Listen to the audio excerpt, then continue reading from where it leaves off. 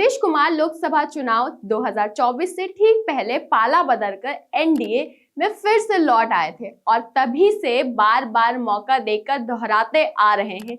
अब कहीं नहीं जाऊंगा, अब यही रहना है। बीजेपी के नेतृत्व में खुश रहने के लिए वो याद दिलाने का कोई भी मौका नहीं छोड़ते हैं कि वो आगे से कहीं नहीं जाने वाले हैं।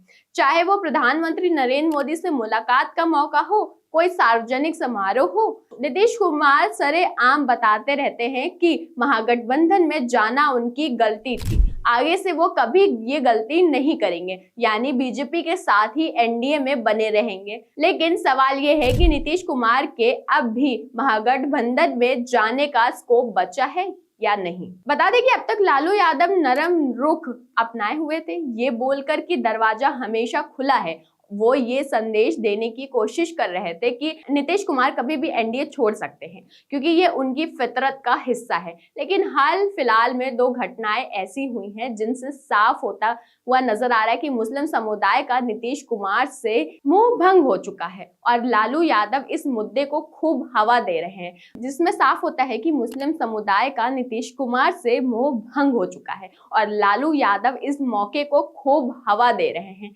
वक्फ बिल विरोध प्रदर्शन के मौके पर उनका पहुंच जाना तो यही बता रहा है। वहीं पटना में नीतीश कुमार इफ्तार पार्टी के बाद तस्वीर बहुत हद तक साफ हो चुकी है और अब तो यहां तक लगता है कि नीतीश कुमार अब वास्तव में बीजेपी को छोड़कर कहीं नहीं जाने वाले, क्योंकि वक्फ संशोधन बिल के मुद्दे पर जेडीयू पूरी तरह बीजेपी के साथ खड़ी रही। नीतीश कुमार की सेकुलर छवि अब नहीं बची। 2019 की एक चुनावी रैली बड़ा दिलचस्प वाकया है। आपको याद होगा प्रधानमंत्री नरेंद्र मोदी और नीतीश कुमार दोनों मंच पर मौजूद थे और मंच से वंदे मातरम और भारत माता की जय के नारे लगाए जा रहे थे। नीतीश कुमार चुप थे और सिर्फ मुस्कुरा रहे थे। नीतीश कुमार कुछ कर भी नहीं सकते थे, लेकिन अपनी अदा से नीतीश कुमार ने मुस्लिम समुदाय तक अपना ये मैसेज पहुंचा दिया कि वो बीजेपी की हर बात से इत्तेफाक नहीं रखते हैं। ऐसे ही 2024 में लोकसभा चुनाव कैंपेन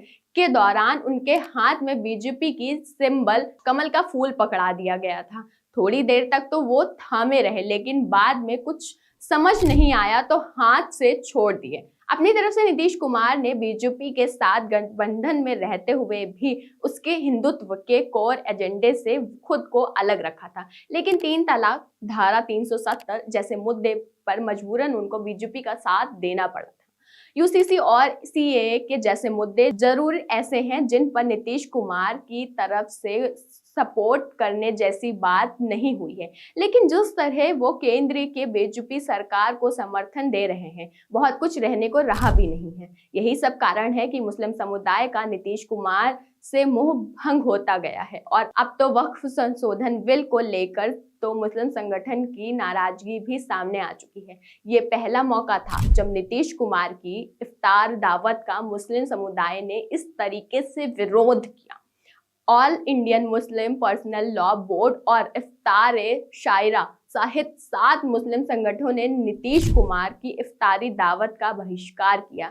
इस बहिष्कार ने नीतीश कुमार और बिहार के मुस्लिम समुदाय के रिश्ते की मौजूदा स्थिति को सार्वजनिक तौर पर सामने ला दिया। ये नीतीश कुमार के सेकुलर छवि थी जिसके चलते वो पाला बदलकर महागठबंधन में फिट हो जाया करते थे, लेकिन अब वो स्कोप भी खत्म होता दिख रहा है। वहीं अगर लालू यादव की बात करें तो लालू यादव खुलकर नीतीश कुमार का विरोध कर रहे हैं और नीतीश कुमार का खुलकर बीजेपी को सपोर्ट करना ही बिहार के मौजूदा राजनीतिक समीकरण की तस्वीर है और आने वाले बिहार विधानसभा चुनाव तक यही स्थिति बनी रहेगी।